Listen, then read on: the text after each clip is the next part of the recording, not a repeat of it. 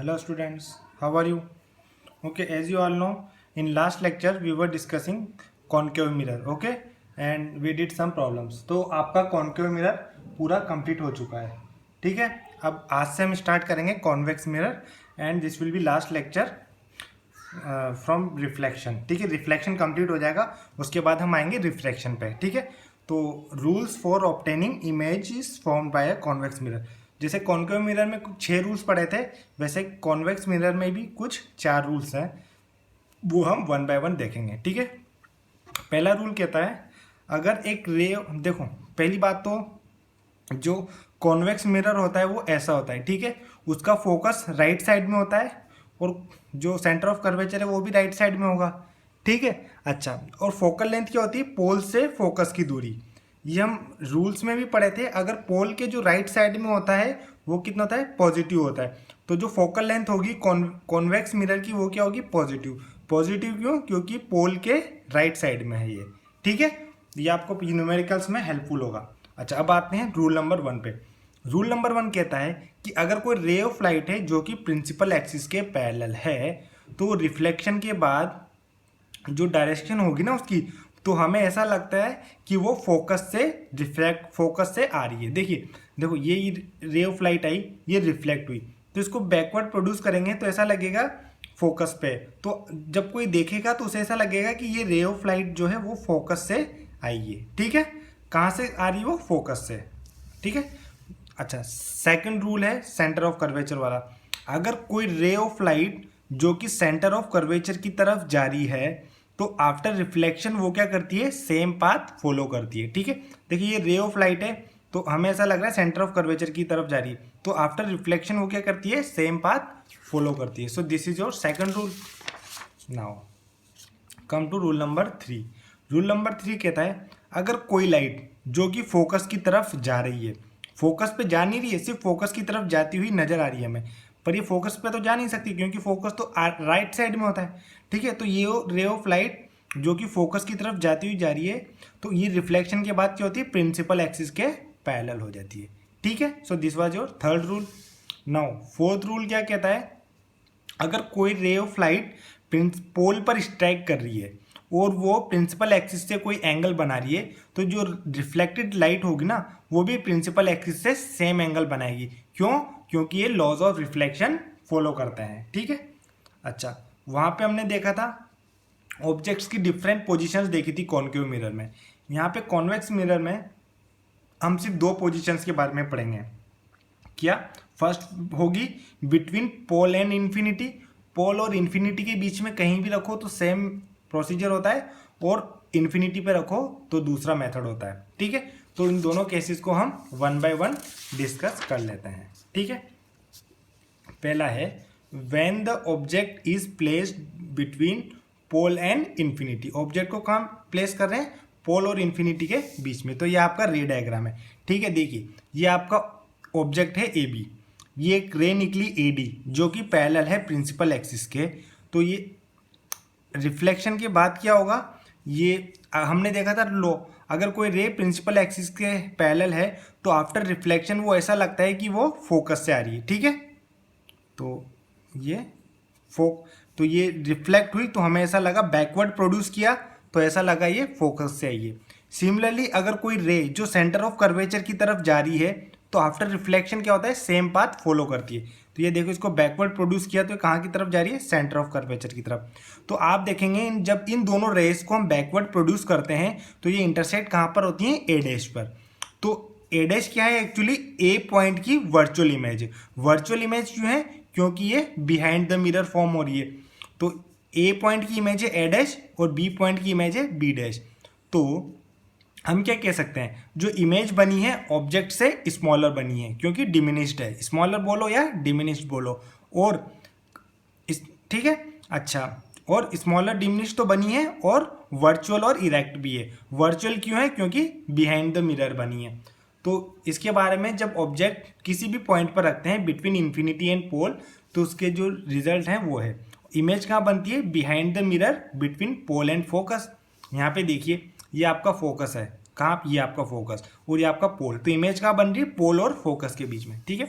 Virtual and erect होगी, और तीसरी क्या होगी डिमिनिश्ड, डिमिनिश्ड मतलब स्मॉलर इन साइज।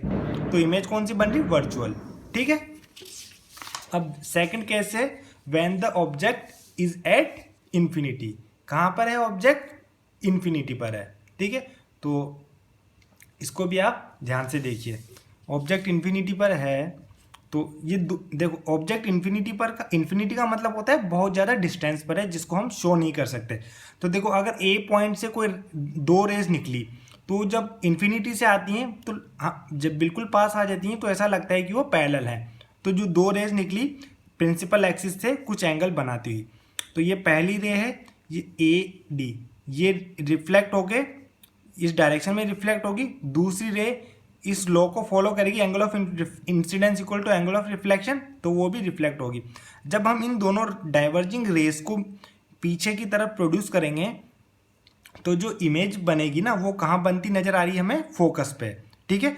तो जो ए पॉइंट था, टॉप पॉइंट था हमारी इमेज का, तो देखो यहाँ पे आपका ऑब्जेक्ट तो बहुत बड़ा था पर यहाँ पे आपकी इमेज क्या आ रही स्मॉलर आ रही, बहुत ज़्यादा स्मॉल आ रही और वर्चुअल और इरेक्ट भी आ रही है, ठीक है। तो हम क्या कह सकते हैं बिहाइंड द मिरर बनती इमेज एट फोकस, ठीक है। वर्चुअल एंड इरेक्ट है और हाईली डिमिनिश्ड। तो आपने देखा दोनों केसेस में जो इमेज बन रही ना वो क्या बन रही वर्चुअल और इरेक्ट, ठीक है, और डिमिनिश्ड भी बनती है, ठीक है। तो रियल इमेज कभी नहीं बनती कॉन्वेक्स मिरर में, ये आपको ध्यान रखना है, ठीक है।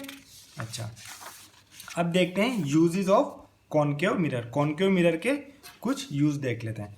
पहला तो है जो हमारी व्हीकल्स होते हैं ना उनके जो मिरर होता है साइड मिरर जिसे हम बोलते हैं रियर मिरर, तो वो क्या होता है उसमें कॉन्वेक्स मिरर ही यूज़ करता है। उसके रीजंस हैं। तो कॉन्वेक्स मिरर हमेशा क्या देता है इरेक्ट इमेज देता है, इरेक्ट मतलब सीधी इमेज देता है। हम कॉनकेव मिरर क्यों नहीं यूज़ कर सकते, क्योंकि कॉनकेव मिरर में हमें वो इन्वर्टेड इमेज भी मिलती है तो वो हमारे लिए सूटेबल नहीं होगा, इसलिए हम कॉन्वेक्स मिरर यूज़ कर सकते हैं क्योंकि इसमें हमेशा इरेक्ट इमेज मिलती है और जो इमेज होती है वो डिमिनिश्ड होती है, मतलब बहुत स्मॉल होती है। इसलिए जो एरिया जो कवर करता है ना वो मिरर, छोटा सा मिरर वो काफ़ी ज़्यादा एरिया कवर करता है, ठीक है। अच्छा एक सेकंड इसका यूज़ है, ये शॉप सिक्योरिटी मिरर्स की तरह यूज़ होता है। शॉप्स क्या होता है, बड़ा सा मिरर देखा होगा आपने, वो ऐसी प्लेस पर लगा होता है जिससे सारा एरिया कवर हो जाता है, ठीक है। तो सिक्योरिटी मिरर्स की, और वो ऐसी प्लेस पर लगा होता है कि उससे सारा एरिया कवर हो जाता है और जो शॉपकीपर होता है हर पार्ट पर नज़र रख देता है, ठीक है। अच्छा अब आप कुछ रिकॉल कर लीजिए जो हम पढ़ चुके हैं ऑलरेडी। जो मिरर फॉर्मूला था कॉनकेव और कॉन्वेक्स दोनों में एप्लीकेबल है, जो मिरर फॉर्मूला वगैरह और मैग्नीफिकेशन हमने पढ़े थे। तो क्या था 1/v plus 1/u equal to 1/f, ये हम पढ़ चुके हैं। और मैग्नीफिकेशन क्या था height of image upon height of object बोलो या नेगेटिव ऑफ v/u बोलो, ठीक है।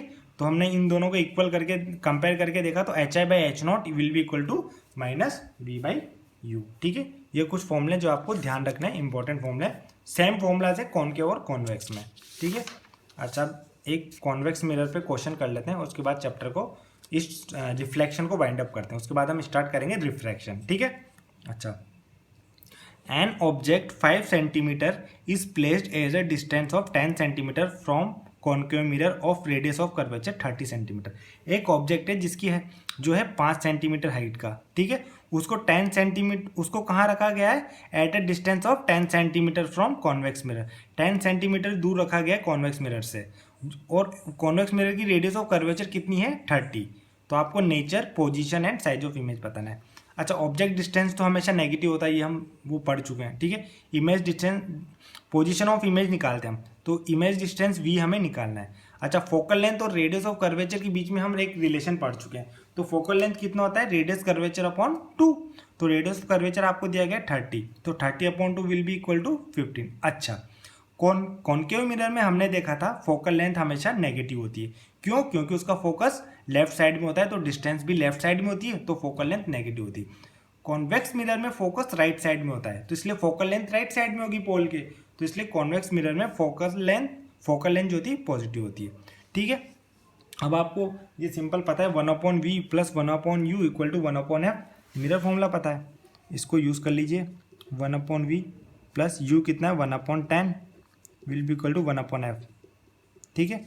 तो 1/v minus 1/10 equal to 1/15, this will give you 1/15 plus 1/10, ठीक है। एलसीएम आएगा 30, दिस विल बिकम 2 + 3, तो 1/v will be equal to 5/30, ये गया 6 टाइम्स, ये गया 1 टाइम, तो 1/v इक्वल टू आया 1/6, this will give you v equal to +6, ठीक है। सो इमेज डिस्टेंस जो आई आपकी v वो क्या है +6 सेंटीमीटर। अच्छा +6 आया, इसका मतलब इमेज कहाँ बनी, राइट साइड पे, ठीक है।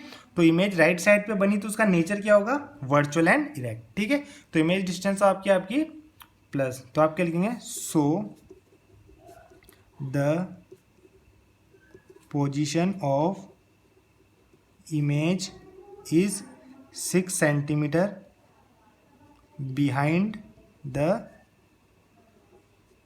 कॉन्वेक्स मिरर, ठीक है। अच्छा ये तो आप कहोगे पोजीशन ऑफ इमेज। अब उसके बाद आपसे पूछा था नेचर, ठीक है। क्या पूछा है आपसे, नेचर। अच्छा तो नेचर ऑफ इमेज क्या होगा, देखो इमेज राइट साइड में बनी है तो नेचर ऑफ इमेज क्या होगा, वर्चुअल एंड इरेक्ट। तो आप क्या लिखेंगे, so the nature of image is virtual and erect, ठीक है। अच्छा अब आपको एक फाइंड करना है साइज ऑफ इमेज। अच्छा तो ऑब्जेक्ट डिस्टेंस आपको पता है -10 है, इमेज डिस्टेंस v आपने कैलकुलेट कर ली +6, हाइट ऑफ ऑब्जेक्ट h0 आपको गिवन है 5, तो हाइट ऑफ इमेज आपको hi आपको फाइंड करना है। तो हमारे पास ये फॉर्मूला है, तो हाइट ऑफ इमेज आपको फाइंड करना है, हाइट ऑफ ऑब्जेक्ट आपको गिवन है 5, it will be equal to negative of v कितना है 6, u कितना है -10, minus minus will be cancel out, 5 ये होगा 2 टाइम्स, तो हाइट ऑफ इमेज जो आया वो आया 6/2, या फिर हम कह सकते हैं height of image will be equal to 3 centimetre, ठीक है। तो हाइट ऑफ इमेज आप लिखेंगे, हाइट ऑफ इमेज hi कितना आया 3 सेंटीमीटर, ठीक है। तो आपका रिफ्लेक्शन आपका कंप्लीट हो चुका है। In next lecture what will do, we will start reflection. I hope this will be very much clear to you. Okay, thank you.